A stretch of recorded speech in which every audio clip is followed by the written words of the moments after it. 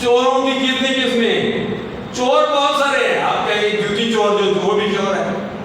جمعے کی دن ہم آتے ہیں جو ہم نے وہ سائٹ پر بنا دی ہے کہ جو جوتی نہیں لاتے ہیں تو الحمدللہ ہمارے یہاں ایسا نہیں ہوتا ہے. تو بڑی بڑی جگہ پر ہوتا ہے جوتی آپ اندر رکھا کریں, سنبھال کے رکھا کریں. سرکار کی ریت بھی ہے جب نماز پڑھو تو جوتی اپنے سامنے رکھو تاکہ تمہارا یہ دماغ میں خیال نہ آ جائے کہ میری جوتی چوری نہ کر دے.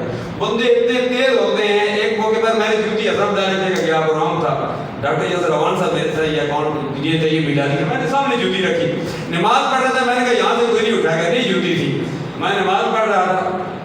اتنے چور تیز ہوتے ہیں, سجدے میں کیا ہوتے جوتی اٹھا دی, یعنی اتنے تیز ہوتے ہیں. یہاں تو پاکستان کی بات ہے, لوگ مدینہ منورہ مکہ المکرمہ بھی نہیں چھوڑتے. زید صاحب آپ بھی الحمدللہ میں سے گئے, میرے پاس گھڑی تھی, ابھی تو راڈو گھڑی تھی, مجھے ماموں نے لا کے دی تھی, پر راڈو کا بڑا نام تھا, چین والی گھڑی. اب تو میں پہنتے نہیں ہوں, اس وقت پہنتا تھا. مجھے مفتی ابو صادق صاحب نے ایک مرتبہ کہا کہ بیٹے یہ گھڑی اتار دو, میں نے اس کو اتار کے اس کے بعد میں نے گھڑی نہیں پہنی. بھائی میں نے کہا تھا کہ ولی نے کہا ہے تو اتار دو.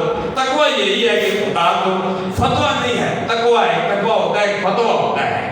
تو بات کا میں نے اتار, اس کے بعد میں گھڑی سامنے رکھ کے ساتھی سی طبیعت میری تھی. پہلی مرتبہ جب عمرے پر گیا 2000 کی بات ہے, والد صاحب مجھے لے گئے, کہتے ہیں تیار ہو جی چلے چلتے ہیں. 2000 کی بات ہے, آج سے 23 سال قبل.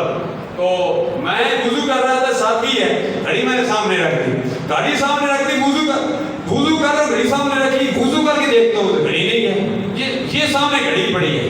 وہاں سے مجھے یاد نہیں ہے مدینہ طیبہ تھا یا مکہ المکرمہ, حرم شریف مکہ المکرمہ تھا.